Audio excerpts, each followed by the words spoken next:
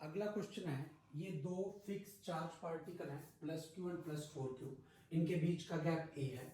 Where should we place the third charge on the line joining both the fix charges, इनकी line joining पर third charge कहां पर रखूं so that the third charge becomes in equilibrium, so that the third charge becomes in equilibrium.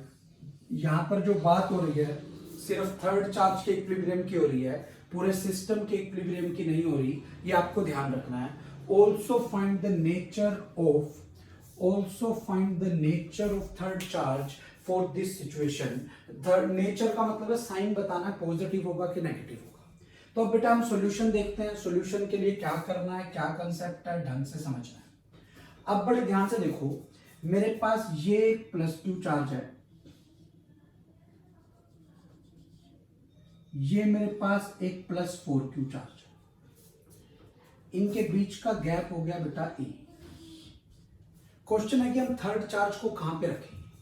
अब बड़े ध्यान से देखना, अगर मैं थर्ड चार्ज को यहां पे रखूं, चाहे पॉजिटिव हो चाहे नेगेटिव, यहां पर थर्ड चार्ज रख रहा हूं। अगर थर्ड चार्ज यहां पर पॉजिटिव है तो ये पॉजिटिव इसको रिपेल करेगा, ये वाला पॉजिटिव इसको रिपेल करेगा, तो बेटा इस पे नेट फोर्स की डायरेक्शन सेम आ गई, तो नेट फोर्स जीरो नहीं हो सकती।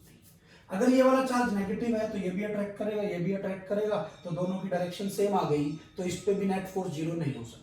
ऐसा ही अगर मैं यहां पर रख दूं तो भी नेट फोर्स जीरो नहीं आएगी, फोर्स की डायरेक्शन सेम आ जाएगी। तो थर्ड चार्ज मुझे कहीं बीच में रखना चाहिए, इनके यहां पर कहीं बीच में रखना चाहिए, ताकि अगर मान लो ये वाला प्लस का है तो ये पॉजिटिव इस पॉजिटिव को रिपेल करेगा इधर फोर्स, ये पॉजिटिव इस पॉजिटिव को रिपेल करेगा इधर फोर्स, तो इस पे नेट फोर्स जीरो आ सकती है, क्योंकि दोनों फोर्सेस की डायरेक्शन अपोजिट है, चाहे पॉजिटिव हो चाहे नेगेटिव हो। तो इस केस में पहला पॉइंट तो आपको ये ध्यान रखना है कि हमें चार्ज कहां रखना है। If the nature of given charges जो दिए हुए हैं, जिनके बीच जहां रखना है हमें चार्ज, इट्स सेम। सेम का मतलब या तो दोनों पॉजिटिव है या दोनों क्या है, नेगेटिव है। Then third charge must be placed in between them on line joining for equilibrium.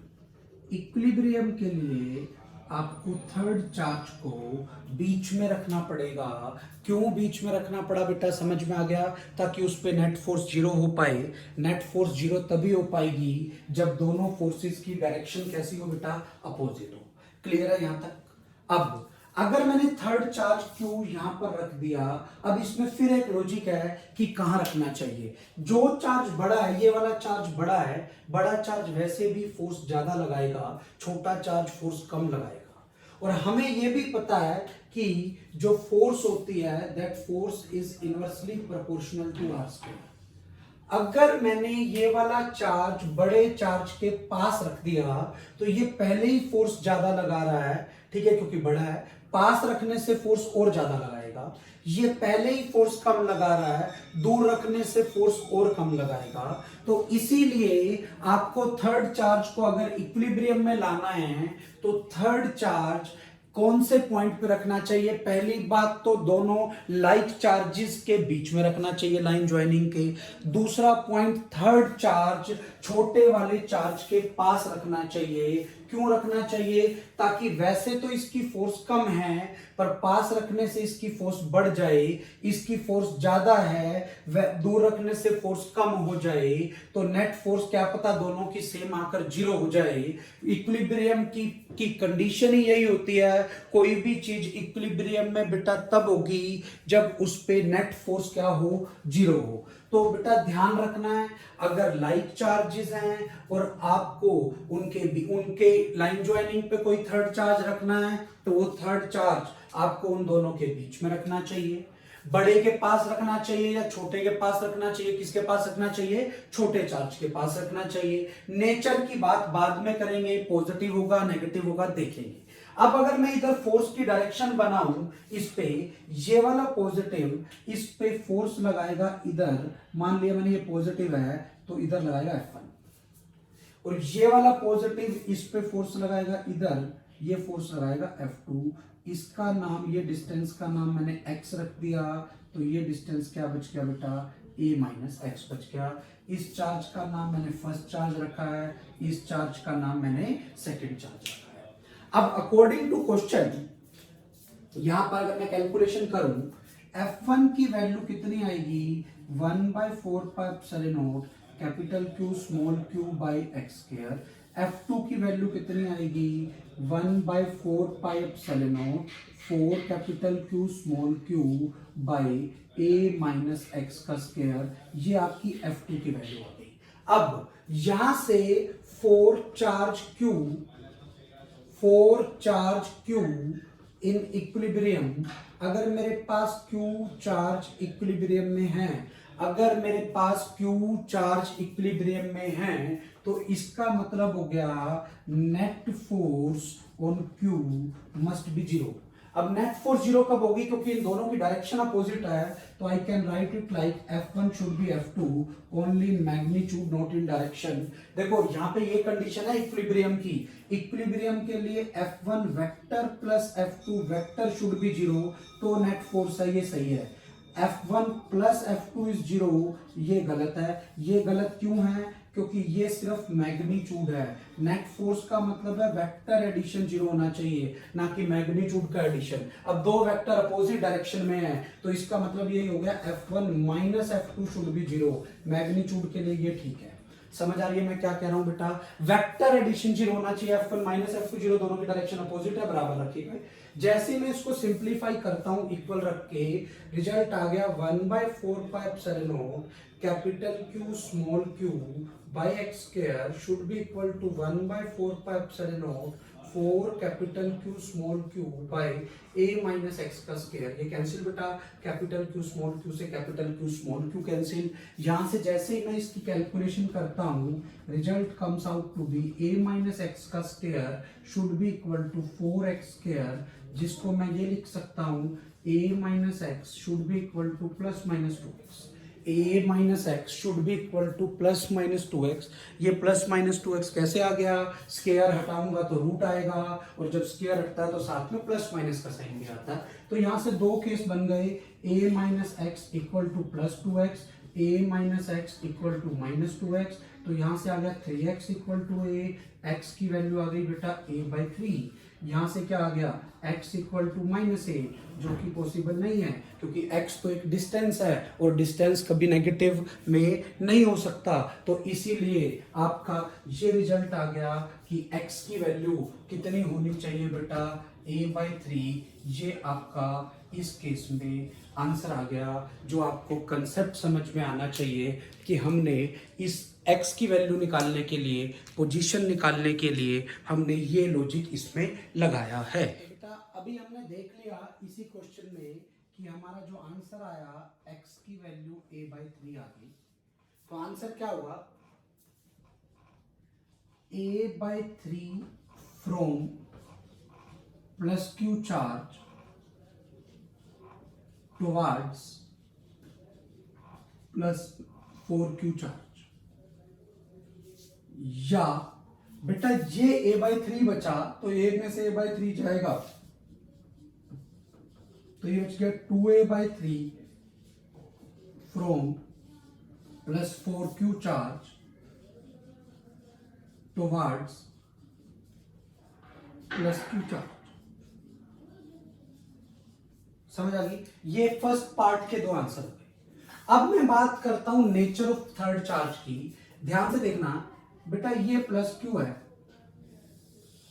ये प्लस 4q है।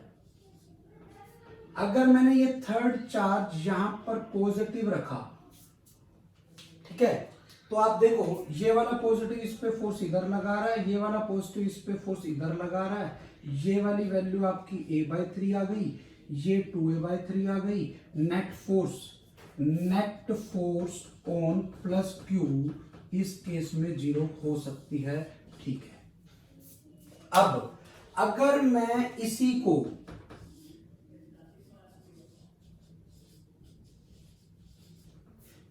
को माइनस क्यू रख दूं, तो बेटा ये a/3 है, ये 2a/3 है, ये दोनों तो फिक्स थे बेटा, ये प्लस क्यू है, ये प्लस 4q है। अब अगर मैं फोर्स देखूं, ये पॉजिटिव इस नेगेटिव पे फोर्स इधर लगाएगा F1, ये इधर लगाएगा F2, तो बेटा नेट फोर्स अगर प्लस की जगह माइनस क्यू हो तो भी कितनी आ सकती है, 0 आ सकती है।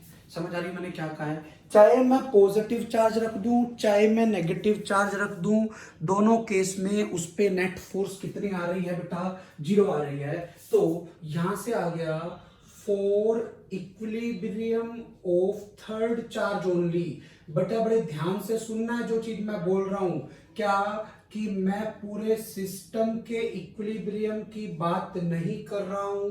इक्विलिब्रियम सिर्फ और सिर्फ थर्ड चार्ज की बात हो रही है, और इक्विलिब्रियम का मतलब होता है उस पे नेट फोर्स कितनी होनी चाहिए बेटा, 0। For equilibrium of third charge only the nature of charge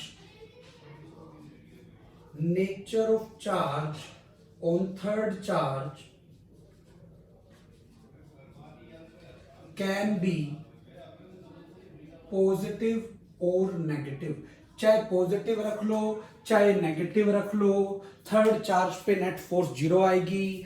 वो थर्ड चार्ज कहाँ रखना चाहिए वो मैं आपको ऑलरेडी बता चुका हूं, XA/3 पे रखना चाहिए, ठीक है। या तो +4Q से A/3 या +4Q से 2A/3। जब दोनों चार्ज का नेचर सेम हो तो थर्ड चार्ज बीच में रखना चाहिए। जब दोनों फिक्स चार्ज का नेचर अपोजिट हो तो थर्ड चार्ज बाहर रखना चाहिए, बीच में नहीं रखना चाहिए।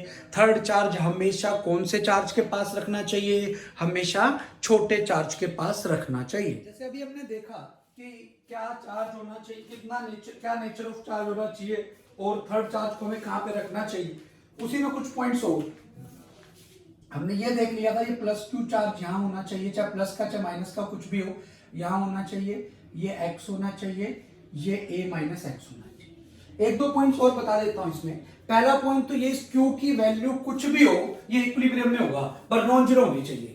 क्यों इक्विलिब्रियम में होगा बेटा, Q चार्ज, क्यों बेटा, Q तो कट ही जा रहा था जब हम फोर्स को इक्वेट कर रहे थे आपस में, फोर्स नेट फोर्स 0 करने के लिए, इसलिए इस Q की वैल्यू मैटर नहीं करती। और सबसे इंपॉर्टेंट पॉइंट ये है, मैंने यहां पर सिस्टम के इक्विलिब्रियम की बात नहीं की, मैंने यहां पर सिर्फ किसके इक्विलिब्रियम की बात की है, थर्ड चार्ज के। आगे पढ़ेंगे जब सिस्टम का इक्विलिब्रियम हो तो हमें कैसे देखना होता है, अभी हमने थर्ड चार्ज के इक्विलिब्रियम की बात की है। तो अगर मैं यहां से रिजल्ट को समराइज करूं तो अपना x की वैल्यू A/3 आ गई थी। Nature of charge positive negative कुछ भी हो सकता है, सिर्फ इक्विलिब्रियम थर्ड चार्ज का है, वैल्यू कुछ भी हो सकती है क्योंकि वो तो कट जा रहा है।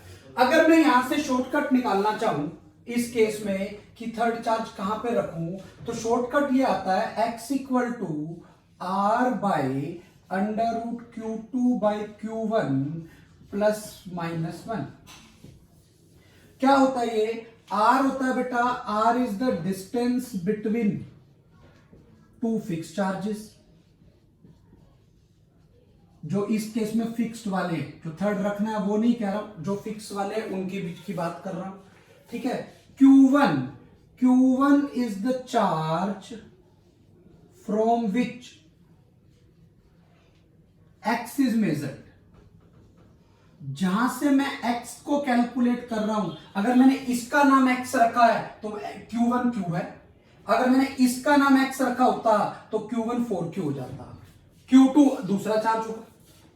प्लस का साइन तब लेना है जब सेम साइन ऑफ चार्ज हो, मतलब दोनों चार्ज जो फिक्स वाले हैं उनके बीच का उनमें सेम साइन हो। माइनस का साइन तब लेना है जब अपोजिट साइन ऑफ चार्जेस हो। ये शॉर्टकट है। शॉर्टकट किसके लिए है ये, कि इक्विलिब्रियम में आ जाए, नेट फोर्स 0 आ जाए, उसके लिए ये शॉर्टकट है, आपको पता होना चाहिए। करके देखते हैं। व्हाट इज x = R की जगह distance between the charges is A by, मैंने Q इससे x डिस्टेंस लिया है तो Q1 मेरा Q हो गया, Q2 मेरा 4Q हो गया। प्लस का साइन लेना पड़ेगा, +Q लेना पड़ेगा क्योंकि दोनों का नेचर क्या है बेटा, सेम है। तो ये आ गया A/√4 + 1 which can be written as A/2 + 1। तो यहां से आ गया A/3। ये A/3 डिस्टेंस आया फ्रॉम चार्ज 1 वाले से। Q1 से, और Q1 की वैल्यू कितनी है बेटा, Q है, तो वहां से A/3 डिस्टेंस आया।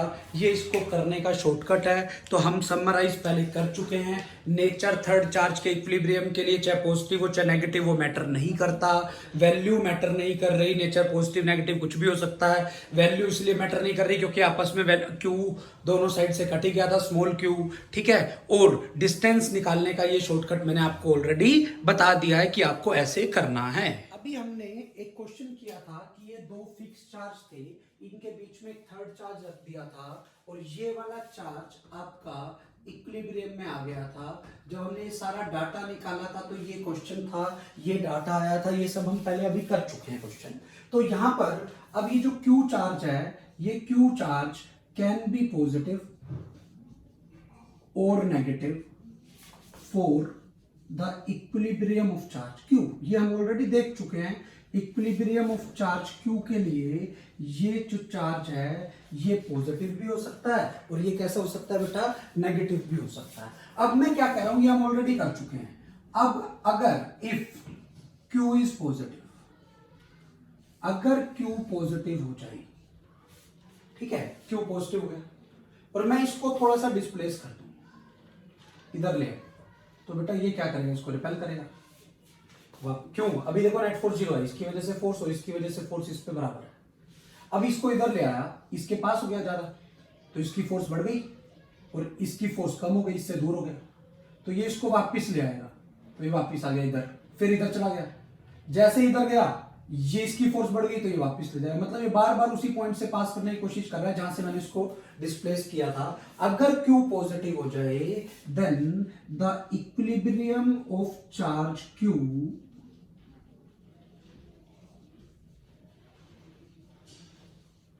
along line joining the charges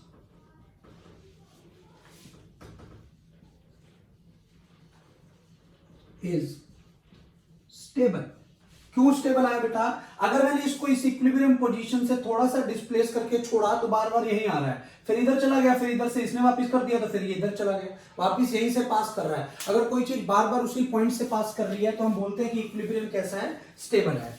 यहीं पर अगर Q नेगेटिव हो जाए, Q कैसा हो जाए बेटा, नेगेटिव। अब अगर Q मेरा नेगेटिव हो गया और मैंने इसको थोड़ा सा इधर डिस्प्लेस कर दिया, ये वाला पॉजिटिव इस नेगेटिव को अपनी तरफ हम अट्रैक्ट ही कर लेगा, क्यों, क्योंकि इसकी फोर्स तो बढ़ गई, तो ये बार बार इधर नहीं जा रहा, ये यहीं से दूर जाने लग गया, तो क्या हो गया, the equilibrium of charge Q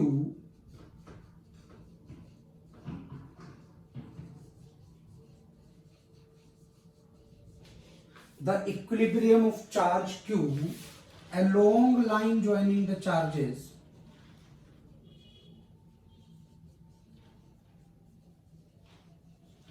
is unstable.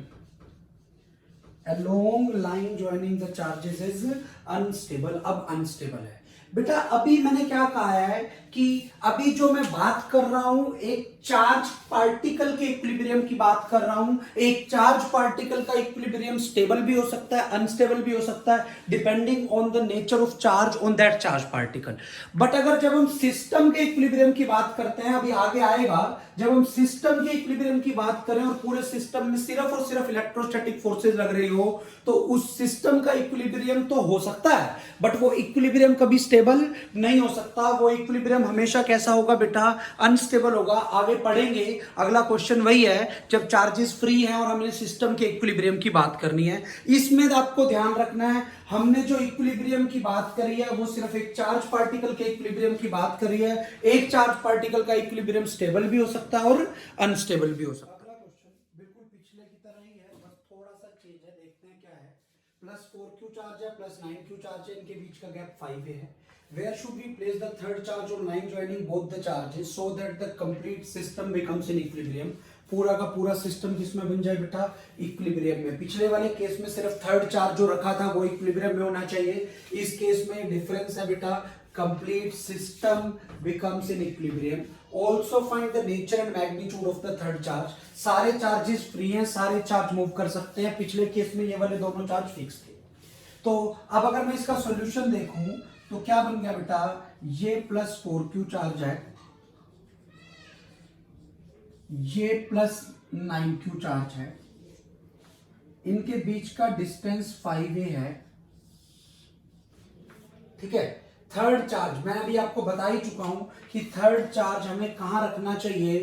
Third charge जब दोनों चार्ज का नेचर सेम है तो इन दोनों के बीच में रखना चाहिए, छोटे चार्ज के पास रखना चाहिए। तो मान लिया मैंने थर्ड चार्ज यहां पे रखा है, q रख दिया, जिसका ये डिस्टेंस x है और ये डिस्टेंस कितना है बेटा 5a - x है। क्लियर है। अकॉर्डिंग टू शॉर्टकट के हिसाब से अगर मैं x निकालूं, x will be r by under Q2 कितना है बेटा 9q बाई Q1 कितना है बेटा 4q, ये Q1 हो जाएगा, ये Q2 हो जाएगा, +1 this is equal to 5a by 3/2 +1 this is 5a by 5/2। Solve किया, आपका रिजल्ट आ गया बेटा कितना, बोलो बेटा क्या रिजल्ट आ गया। रिजल्ट हमारा कितना आ गया बेटा 2a इज द रिजल्ट। कितना रिजल्ट आ गया बेटा 2a। अगर ये 2a रिजल्ट है तो मेरा जो आंसर आया वो ये आ गया कि ये तो 2a है और ये कितना है बेटा 3 है, क्योंकि टोटल 5a है तो x की वैल्यू 2a आ गई। तो पहले पार्ट का आंसर तो ये आ गया, third charge should be placed in between both the charges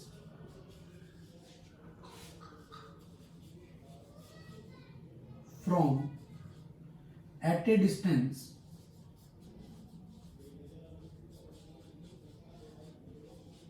to a from +4q or at a distance 3a from +9 +4q 2a से और +9q किससे, +9q से कितना बेटा 3a डिस्टेंस पे रखना चाहिए। ये तो अभी आया first part, where should be place the third charge, मुझे थर्ड चार्ज कहां पे रखना चाहिए, अभी वो चीज निकाली है, ठीक है। अब है also find the nature and magnitude of the third charge.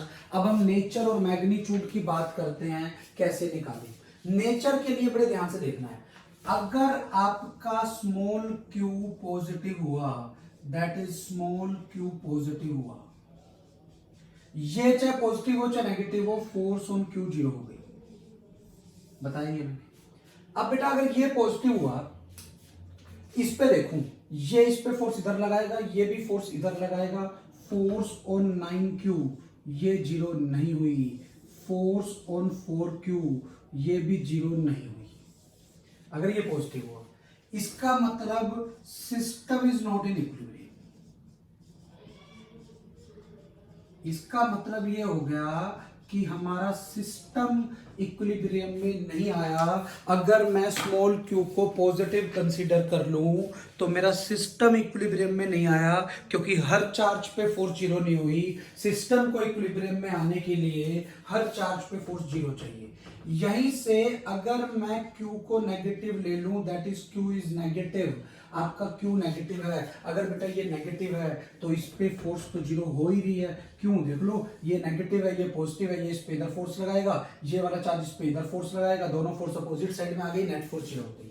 अब अगर मैं बात करूं फोर्स ऑन 9q पे फोर्स की बात करूं, बेटा ध्यान से समझना। अब ये q नेगेटिव है तो ये फोर्स अब इस पे इधर लगाएगा, ये वाला। इस फोर्स का नाम मैंने, देखो इस चार्ज का नाम मैंने 1 रखा, इस चार्ज का नाम 2 रखा, इसका नाम 3 रखा, ठीक है। तो बेटा बड़े ध्यान से समझना है, क्या ये जो फोर्स आई, ये आई फोर्स ऑन 2 ड्यू टू 3, ये तब आई जब ये q कैसा है बेटा नेगेटिव है, और ये 1 2 पे फोर्स लगाएगा, वो इधर लगाएगा, this is force on 2 due to 1, ये सिर्फ तब आई जब ये वाला q नेगेटिव है। अब अगर मैं इस पे फोर्स देख लूं, इधर फोर्स देख लूं, अब ये नेगेटिव है, ये पॉजिटिव है, तो ये आ गई फोर्स ऑन 1 ड्यू टू 3। अब बेटा ये पॉजिटिव, ये भी पॉजिटिव, ये इधर आ गई force on 1 due to 2। Clear है। अब यहीं से अगर मैं फोर्स इस पे देख लूं, यहां पर ये नेगेटिव है, ये पॉजिटिव है, तो इधर आ गई फोर्स ऑन 3 ड्यू टू 1 और इधर आ गई फोर्स ऑन 3 ड्यू टू 2। समझ आ गई मैंने क्या कहा है? अब आप देखो हर चार्ज पे दोनों फोर्स की डायरेक्शन अपोजिट आ रही है। अगर दोनों फोर्स की डायरेक्शन अपोजिट आ रही है तो फोर्स ऑन 9q भी जीरो हो सकती है, फोर्स ऑन 4q भी जीरो हो सकती है। तो यहां से रिजल्ट क्या निकल गया? रिजल्ट ये निकल गया, for system to be in equilibrium, for system to be in equilibrium, पूरे सिस्टम को इक्विलिब्रियम में होने के लिए charge Q should be negative, charge Q should be negative. समझ में आ गया बेटा कैसे? बेटा पिछले केस में और इस केस में एक छोटा सा फर्क है। पिछले क्वेश्चन के अंदर हमने सिस्टम के इक्विलिब्रियम की बात नहीं की थी, हमने थर्ड चार्ज के इक्विलिब्रियम की बात की थी। और जब भी हमने थर्ड चार्ज के इक्विलिब्रियम की बात की है तो आपका मतलब है इसमें कि सिर्फ और सिर्फ थर्ड चार्ज पे नेट फोर्स जीरो होनी चाहिए। ठीक है, समझ में आ गई? इस केस में पूरा सिस्टम इक्विलिब्रियम में होना चाहिए, और सिस्टम पूरा इक्विलिब्रियम का मतलब है हर चार्ज पे नेट फोर्स जीरो होनी चाहिए। पिछले केस में थर्ड चार्ज चाहे पॉजिटिव था चाहे नेगेटिव था, उस पे तो फोर्स दोनों केस में ही जीरो है, पर सिस्टम के इक्विलिब्रियम का मतलब बाकी चार्जेस पे भी फोर्स देखनी है। तो उस केस में इस पे सिस्टम के इक्विलिब्रियम के केस में ये वाला चार्ज नेगेटिव होना चाहिए। ये कंसेप्ट समझ में आया? अभी इसमें रह गया हमारा कि हमें इसकी मैग्नीट्यूड कैसे निकालनी है, वो अब देखते हैं। अब देखो अभी यही क्वेश्चन है जिसमें हमें मैग्नीट्यूड और निकालनी है। अभी मैंने क्या किया कि अभी मैंने ये चेक कर लिया कि Q को नेगेटिव होना चाहिए, x की वैल्यू 2 आ रही है। याद रखने का एक शॉर्टकट तरीका है, जब इन दोनों का नेचर सेम है तो अभी बताया था थर्ड चार्ज बीच में होना चाहिए, छोटे चार्ज के पास होना चाहिए, और थर्ड चार्ज का नेचर इन दोनों के नेचर से अपोजिट होना चाहिए। अगर ये दोनों प्लस के हैं तो वो माइनस का होना चाहिए, ये दोनों माइनस के हैं तो वो किसका होना चाहिए? प्लस का होना चाहिए। अब फॉर मैग्नीट्यूड ऑफ Q, अब मुझे Q की मैग्नीट्यूड निकालनी है। इसके लिए मैं नेट फोर्स ऑन किसी ये इस चार्ज को छोड़कर इन दोनों में से किसी चार्ज पे देख लो, मैं 4Q चार्ज पर नेट फोर्स जीरो रख कर देता हूं। मैं 4Q चार्ज पर नेट फोर्स कितनी कर देता हूं बेटा? जीरो। दोबारा सुन लो, जब भी आपको डिस्टेंस निकालना हो कि कहां पर थर्ड चार्ज रखूं ताकि पूरा सिस्टम इक्विलिब्रियम में आए, तो आपको बीच वाला जो थर्ड चार्ज है उस पे नेट फोर्स जीरो करनी है या शॉर्टकट लगाना है।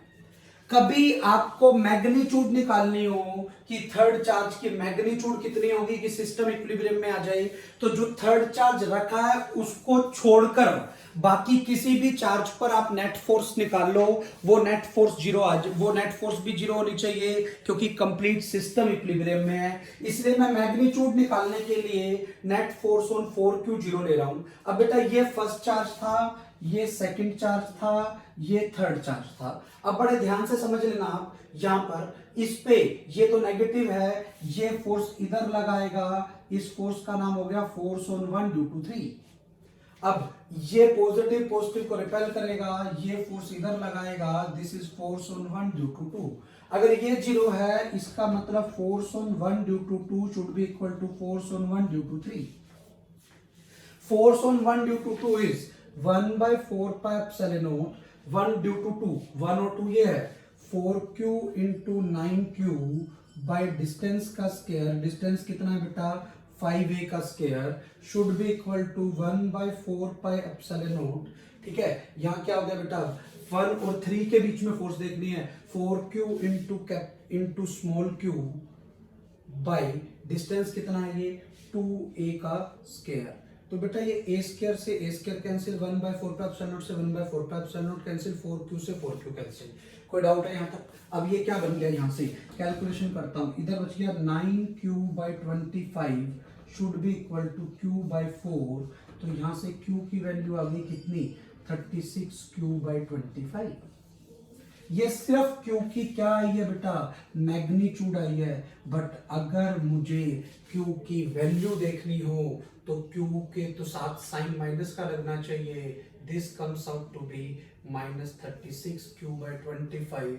This will be your answer. Complete system के इक्विलिब्रियम के लिए आपको हर चार्ज पर नेट फोर्स जीरो लेनी पड़ेगी। उससे अगर मैं सिर्फ जो बीच में थर्ड चार्ज रखा है उस पे नेट फोर्स जीरो निकाल लूं, उस पे नेट फोर्स जीरो करूं तो उससे मेरा डिस्टेंस आएगा। बाकी उस चार्ज को छोड़कर बाकी किसी चार्ज पे नेट फोर्स जीरो करूं तो क्या निकलेगा, मेरे पास चार्ज की मैग्नीट्यूड निकलेगी। और चार्ज के साइन के लिए आपको यह देखना पड़ेगा कि जितने चार्ज पार्टिकल हैं हर किसी पर नेट फोर्स जीरो बने एक ही सिचुएशन के अंदर, उससे आपका चार्ज का साइन निकलेगा। कंसेप्ट समझ में आ गया बेटा क्या है? इस तरह से आपको इसको करना है। अगर हम एक पार्ट और बना दें, क्या also discuss the nature of equilibrium of system. Nature of equilibrium of system को भी हमें डिस्कस करना है। तो आप बड़े ध्यान से देखना, मैं एक चार्ज के इक्विलिब्रियम की बात नहीं कर रहा हूं, मैं एक सिस्टम के इक्विलिब्रियम की बात कर रहा हूं। तो आपको ये पता होना चाहिए कि इसका आंसर अनस्टेबल आएगा। एक थ्योरम होती है, थ्योरम क्या कहती है? अर्नशो थ्योरम। सबसे पहले तो बेटा आपको यह पता होना चाहिए कि अनस्टेबल इक्विलिब्रियम और स्टेबल इक्विलिब्रियम में क्या फर्क है। स्टेबल का मतलब है जो अपनी पोजीशन पर स्टेबल हो, ठीक है। पोजीशन पर स्टेबल होने का मतलब है अगर मैं उसको वहां से थोड़ा सा डिस्प्लेस कर दूं तो वो वापस आ जाएगी। समझ आ रही है मैं क्या कर रहा हूं? अपने आप उसी पोजीशन पे वापस आ जाए, किसी भी साइड उसको डिस्प्लेस कर दूं तो वो वापस आ जाएगी। समझ आ रही है? अनस्टेबल का मतलब है उसको किसी भी साइड डिस्प्लेस कर दूं, वो अपनी जिस पोजीशन पर इक्विलिब्रियम में था उससे दूर चला जाए। समझ में आ गई? अभी मैं क्या कर रहा हूं, अभी जो मैं डिस्कस कर रहा हूं that is the also discuss the nature of equilibrium of system. सिर्फ सिस्टम के इक्विलिब्रियम की बात कर रहा हूं। और मैंने क्या कहा, क्या आएगा सिस्टम का इक्विलिब्रियम कैसा होगा? अनस्टेबल। मतलब मैं इन तीन चार्ज, जो तीसरा चार्ज मैंने कहीं यहां रख दिया था, क्यू चार्ज जो नेगेटिव आया था, कितना आया था बेटा? -36 Q/25 आ गया था, जो यहां से 2a पे था, यहां से 3a पे था। अब मैं इसमें से मान लो ये चार्ज को हिला दूं, ठीक है, तो बेटा सारे हिलेंगे ना, क्योंकि जैसे इसको हिलाऊंगा इस पे भी फोर्स चेंज होगी, इस पे भी सारे हिल जाएंगे। पर वो सारे अपने आप वापस इसी पोजीशन पे आने की कोशिश नहीं करेंगे, पोजीशन को डिस्टर्ब करने की कोशिश करेंगे। तो अर्नशो एक साइंटिस्ट था जिसने एक थ्योरम दी थी। वो उसने क्या थ्योरम कही थी? Under the electrostatic forces only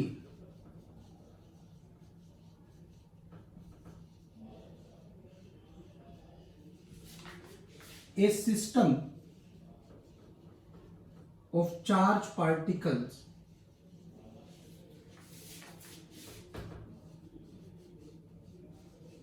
can never be stable। कभी भी स्टेबल नहीं होगा। पूरे सिस्टम की बात कर रहे हैं, सिस्टम स्टेबल नहीं होगा।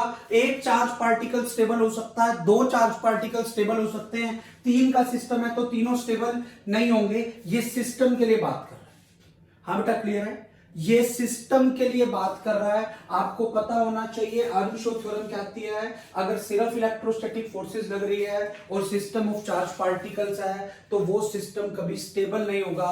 That is system of charge particle will be necessarily unstable, सिर्फ नेसेसरली अनस्टेबल होगा। अब एक ऑब्जेक्टिव क्वेश्चन है, इसको देखते हैं। अब सीबीएसई में भी ऑब्जेक्टिव क्वेश्चंस आने लग गए हैं, तो बेटा कंसेप्ट समझना। अभी जिस कंसेप्ट पे बेस जो क्वेश्चन किया है उसी पे बेस क्वेश्चन है। 3 charge particles are in equilibrium under the electrostatic forces only.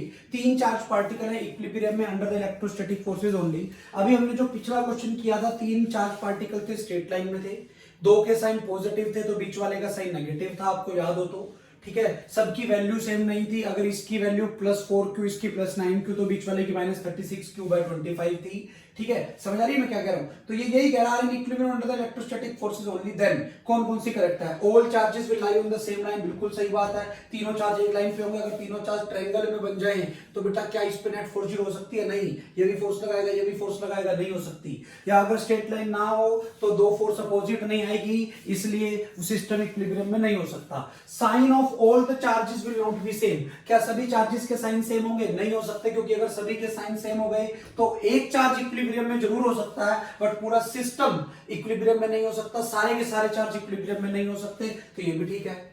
Magnitude of all charges can not be same, ये भी बिल्कुल सही है, क्योंकि अगर दो चार्ज यहाँ है सेम मैग्नीट्यूड के तो तीसरा अगर बीच में है तो मैग्नीट्यूड तो कुछ और ही होनी चाहिए, तभी उसकी नेट फोर्स बैलेंस होकर जीरो हो पाएगी। और फोर्थ है D option, system is an unstable equilibrium, ये भी सही है, because Earnshaw theorem states that under the electrostatic forces only a system can never be in stable equilibrium.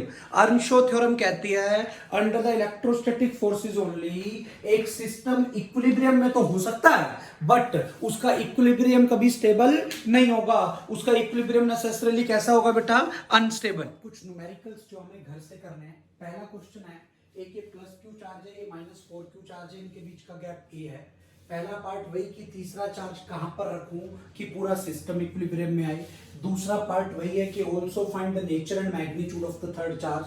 और थर्ड पार्ट इसका है क्या, discuss the nature of equilibrium of the system. अब खाली इलेक्ट्रोस्टैटिक फोर्सेस लग रही है तो nature of equilibrium of the system is necessarily unstable, ये आपको पता है, ठीक है। ये कैसे निकालना है, तीसरा चार्ज कहां रखना पड़ेगा, बीच में नहीं रखना क्योंकि एक का प्लस है एक का माइनस चार्ज है, दोनों चार्ज का नेचर सेम नहीं है, तो बाहर रखना है, या तो इस साइड या इस साइड। छोटे चार्ज के पास रखना है जिसकी मैग्नीट्यूड छोटी हो, इसकी मैग्नीट्यूड क्यू, इसकी -4q, तो छोटे के पास रखना है तो यहां रखना पड़ेगा तीसरा चार्ज। वही x निकालना है, शॉर्टकट से लगाऊंगा r/√q2/q1। अब +1 की जगह -1 है क्योंकि साइन अपोजिट है, ठीक है। या नेचर कैसा रखना है, जिसके पास रखना है ना उससे अपोजिट नेचर होना चाहिए। अगर प्लस के पास रखना है तो माइनस होना चाहिए, इधर रखना होता तो प्लस होना चाहिए, ठीक है। क्वेश्चन का कंसेप्ट वही है जो हम पहले कर चुके हैं। अब आता हूं सेकंड क्वेश्चन पे, थोड़ा सा चेंज किया है। इक्विलैटरल ट्रायंगल है, अभी तक तीनों चार्ज सेम थे, चार्ज अब भी सेम है बट एक चार्ज का साइन मैंने चेंज कर दिया है, तो ये साइड की लेंथ ए ही है। पहला पार्ट है find the force on the charge placed at A. Find the force on the charge placed at point A point पे जो चार्ज पड़ा है उस पे आपको फोर्स निकालनी है। दूसरा पार्ट है if charge small Q is placed at O, अगर ओ पे मैंने स्मॉल क्यू चार्ज प्लेस कर दिया then what will be the net force on the charge small q. आपको ये भी बताना है कि उस चार्ज स्मॉल क्यू पर नेट फोर्स क्या होगी। अभी हमने जो दो क्वेश्चंस होमवर्क के लिए दिए थे ये उनके आंसर्स हैं, आप आंसर सोल्व करके आप आंसर्स मैच कर सकते हो, आपके ये आंसर्स आने चाहिए। फर्स्ट क्वेश्चन के 3 पार्ट थे, तीनों पार्ट्स के आंसर मैंने यहाँ लिख दिए हैं। सेकंड क्वेश्चन के 2 पार्ट थे, दोनों पार्ट्स के आंसर यहाँ लिख दिए हैं। आप जैसे क्वेश्चन सोल्व करोगे, जो कंसेप्ट हमने क्लास में किए हैं उन्हीं कंसेप्ट पे बेस मैंने आपको क्वेश्चन दिया है, जैसे क्वेश्चन सोल्व करोगे आप उनके आंसर्स मैच कर सकते हो।